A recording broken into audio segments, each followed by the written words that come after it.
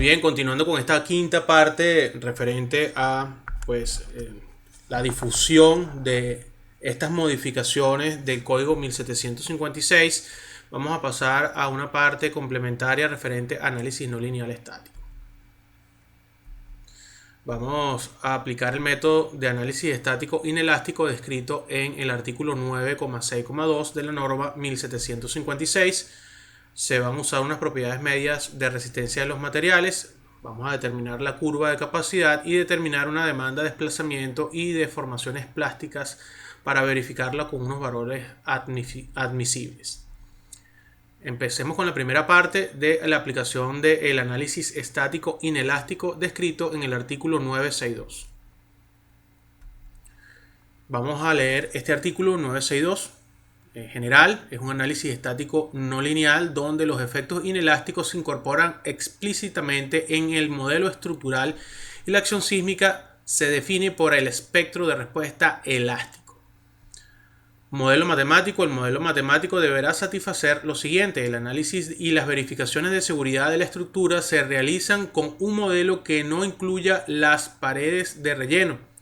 En el caso de que las paredes de relleno puedan causar irregularidades descritas en 362, se considera o deberá considerar un segundo modelo que incluya estas paredes de relleno con sus propiedades no lineales. Se deben entonces considerar las incertidumbres de la distribución y propiedades de las paredes. Se debe verificar que los elementos estructurales tengan una capacidad y deformabilidad suficiente para soportar los efectos desfavorables que introducen las paredes. El modelo de la estructura se hará según se especifica en el artículo 8,2, incluyendo 8,234, 8,243H. Las relaciones inelásticas de tensión de formación de los materiales y fuerza de formación en los elementos estructurales deben ser explícitamente incluidas en el modelo, incluyendo las posibles degradaciones de resistencia y rigidez. Las deformaciones plásticas admitidas en los materiales y los elementos estructurales deben ser sustentadas por documentos técnicos y por ensayos de laboratorio debidamente documentados. Tenemos entonces el espectro considerado. Vemos el espectro elástico, lo vemos acá, vemos el espectro inelástico y vemos una condición de sismo extremo. Tenemos nuestro pórtico, que es el original, con las secciones de 70 centímetros de altura. Tenemos un pórtico propuesto con vigas de 45 centímetros de altura. Y bueno, vamos a asignar estas cargas variables. Ahí tenemos las cargas variables permanentes. Son los mismos datos del ejercicio del pórtico, exactamente igual. Cargas variables de techo. Tenemos también las cargas permanentes para los nodos. Cargas variables para los nodos. Cargas variables de techo. En el punto C de este artículo 962 establece lo siguiente: las cargas laterales se distribuyen verticalmente sobre la estructura de manera que de ajustarse a la distribución vertical de fuerzas cortantes calculadas mediante el análisis dinámico elástico, ver 9,5. Alternativamente, se podrá usar una distribución de fuerzas proporcionales a las fuerzas del primer modo de vibración. Tenemos entonces acá esos cortes que se obtuvieron utilizando el comando section cut. Podemos con estos comandos determinar unas fuerzas por nivel, los cuales provienen del análisis dinámico. Con esas fuerzas que provienen del análisis dinámico podemos hacer lo que se procede a lo que se considera para el análisis no lineal estático. En caso de aplicar métodos de análisis inelástico, que es el que vamos a realizar, debe considerarse la no linealidad de los materiales y su respuesta histerética en lugar de las reducciones de inercia. En pocas palabras, para el análisis no lineal no se hace la reducción de momentos de inercia. Se trabaja con el área gruesa de las secciones. Siguiendo adelante, tenemos las secciones de vigas del modelo original, definiendo entonces unas secciones para el modelo original, colocando acá entonces las propiedades de concreto confinado, tomando en cuenta entonces esa longitud de espaciamiento en estribos, la cantidad de ramas en una dirección, en otra dirección. Fíjense acá el tamaño de que una barra de 3 octavos, la calidad del material, Entonces nos da unas características del concreto confinado. Vemos aquí las características del acero de refuerzo. Para las vigas, en el modelo propuesto, que es debilitando vigas, pues acá, considerando esa sección de 45 por 40, de igual forma tenemos esa longitud de espaciamiento de 10 centímetros.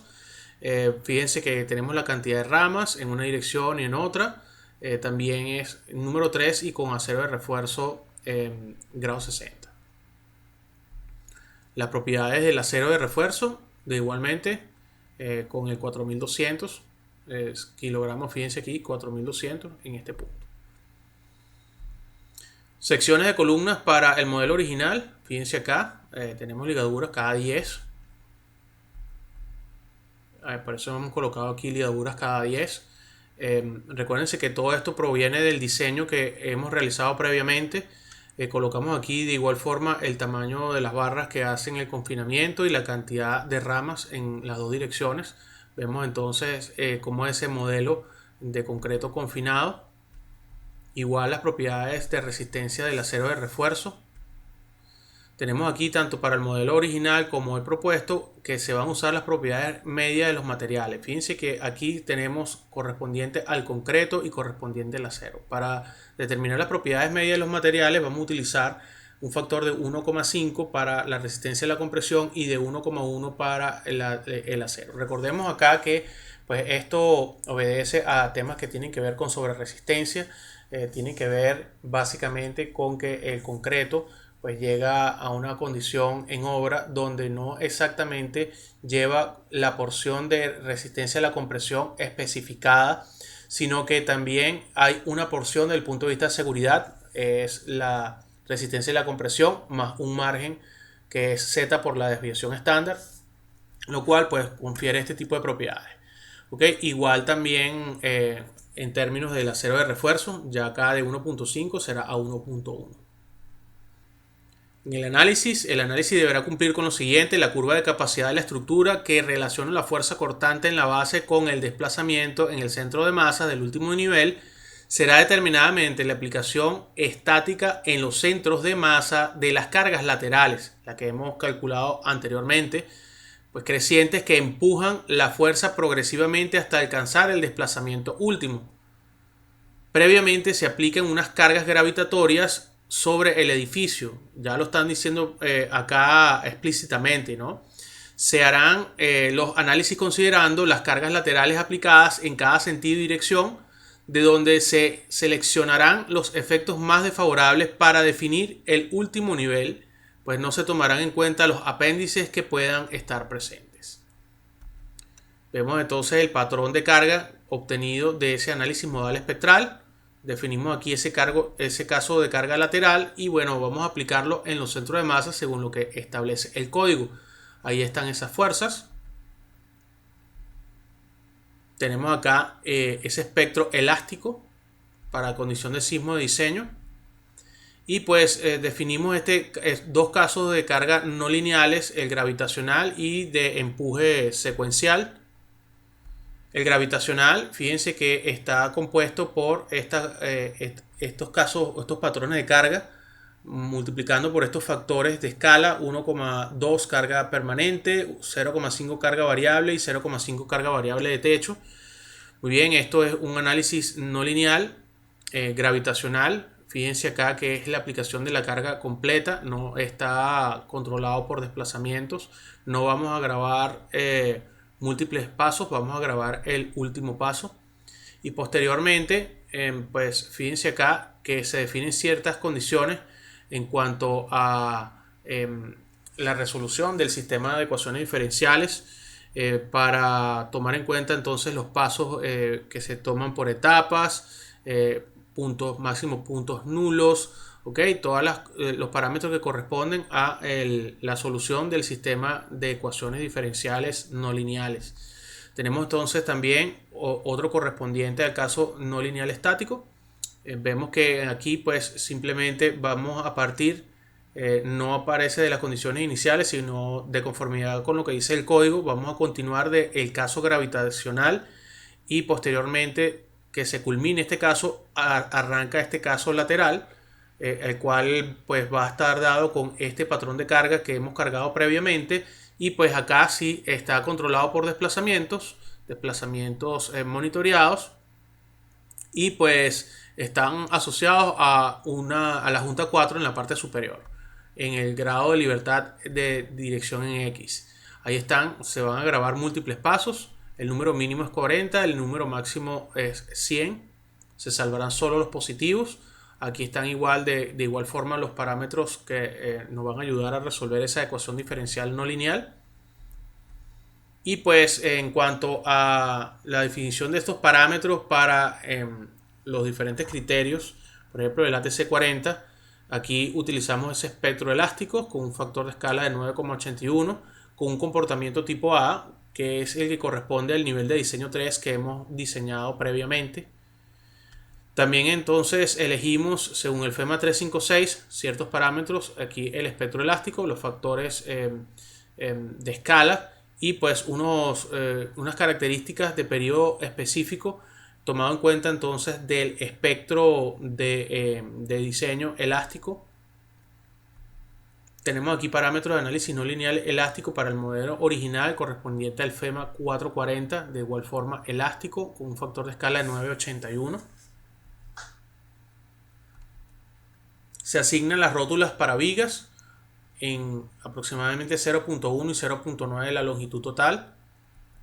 Las características, pues tomando en cuenta la tabla 4113 del ACE y la 107, funcionando solamente para condiciones de momento correspondiente a ese caso de push X o empuje o caso no lineal en X. Se repite el mismo procedimiento pero para las columnas, y aquí es de flexo compresión, también para empuje en dirección X.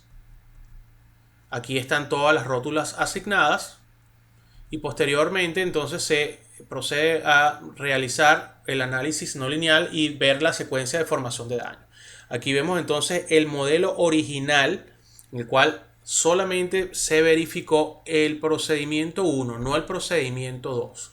Se cumplió solamente el procedimiento 1 de columna fuerte, viga débil, y vemos entonces que acá estos factores no son superiores a 1,2, y vemos entonces que se ha formado de una manera muy marcada un mecanismo de piso o un mecanismo de colapso intermedio. No es deseado este tipo de mecanismo. Aquí vemos entonces esa rotulación de vigas o secuencia de formación de daños para el pórtico donde se le debilitaron las vigas, que es el modelo propuesto. Y pues acá, si recordamos previamente, sí se cumplieron los dos criterios de columna fuerte, viga débil, el procedimiento número 1 y el procedimiento número 2. Vemos entonces cómo es un mecanismo de colapso tipo rotulación de viga, donde los daños fueron alcanzados primero en las vigas y posteriormente entonces se presentan en las columnas de esta forma. Este es el mecanismo de falla adecuado, y pues se garantiza solo si cumplimos los dos procedimientos, no uno solo. Entonces es por eso que es necesario realizar este tipo de análisis para no conformarnos solamente con la verificación de un solo procedimiento. Se tienen que cumplir los dos para que se forme este mecanismo de colapso deseado. Seguimos acá. Aquí podemos pedirle el programa a las curvas de capacidad. Vemos entonces el modelo sin debilitar viga, el modelo debilitando vigas, una considerable caída de capacidad pero con un mejor comportamiento estructural. Determinamos la demanda de desplazamiento y deformaciones plásticas. Acá entonces para el modelo original, según el ATC40, tenemos el corte y el punto de desempeño. Aquí también tenemos el corte y el punto de desempeño para el FEMA 440. Y para el modelo propuesto debilitamos en dos vigas, tenemos el punto de desempeño y el corte, y el punto de desempeño y corte. Recordamos entonces que ese punto de desempeño es donde se intersecta la demanda con la capacidad, y es donde se espera entonces que se tenga el comportamiento estructural de la edificación. Acá entonces se obtiene digamos que el punto donde podemos garantizar el desempeño de la estructura, y en función a ese desplazamiento alcanzado podemos llevarlo a las curvas y podemos ver entonces en qué puntos se están alcanzando. Vemos aquí que hay condiciones de diseño. Desafortunadamente para el sismo de diseño la estructura está respondiendo en el rango elástico prácticamente. No hay daños estructurales. Esto quiere decir que pues la estructura se encuentra sobredimensionada. Las secciones de columnas son bastante fuertes. Y pues si utilizáramos condiciones de sismo extremos, entonces sí estuviéramos digamos que aprovechando la estructura de una mejor forma. Siguiendo adelante, entonces esos límites de deriva, aunque ya han sido verificados anteriormente, podemos pedir que para el paso 7 el punto de desempeño, y en función a este, que es el punto esperado para daño, podemos garantizar o digamos verificar esas derivas permisibles. Vemos acá cómo están los puntos, acá tomando en cuenta las rotaciones y los daños estructurales, no vistos de forma global, sino vistos de forma local. Ahí están entonces esos gráficos, momentos, curvaturas asociados a los niveles de daño a nivel local. Para el punto de desempeño se verifican las derivas y pues estamos dentro de los valores permisibles. Verificaciones y criterios de aceptación. Demanda de desplazamiento se debe comparar con la capacidad de desplazamiento definida en la curva de capacidad de la estructura para efectos de determinar el cumplimiento del nivel de desempeño deseado. La demanda de deformación plástica de los elementos estructurales, así como los parámetros indicadores de daño estructural, deben estar por debajo de estos valores admisibles de acuerdo al nivel de desempeño deseado. La demanda de fuerza en los componentes frágiles debe estar por debajo de las capacidades tolerables. Las derivas de cada entrepiso y los desplazamientos de cada nivel deberán satisfacer los requerimientos indicados en 10.3 y 10.4. Deberán verificarse los coeficientes de estabilidad asociados a los efectos P delta que cumplen con los valores admisibles de la sección 8.3.3. Vamos entonces a verificar estos coeficientes de estabilidad. Ahí está el artículo 8.3.1. Tenemos un método aproximado. Ya hemos hablado esto anteriormente en el recorrido del código. Ahí está ese coeficiente de estabilidad. Pues con simplemente las cargas verticales y las cargas laterales podemos aplicar estas metodologías. Calculamos estos valores de P que pues nos van a permitir calcular estos factores de estabilidad. Tenemos el máximo permitido.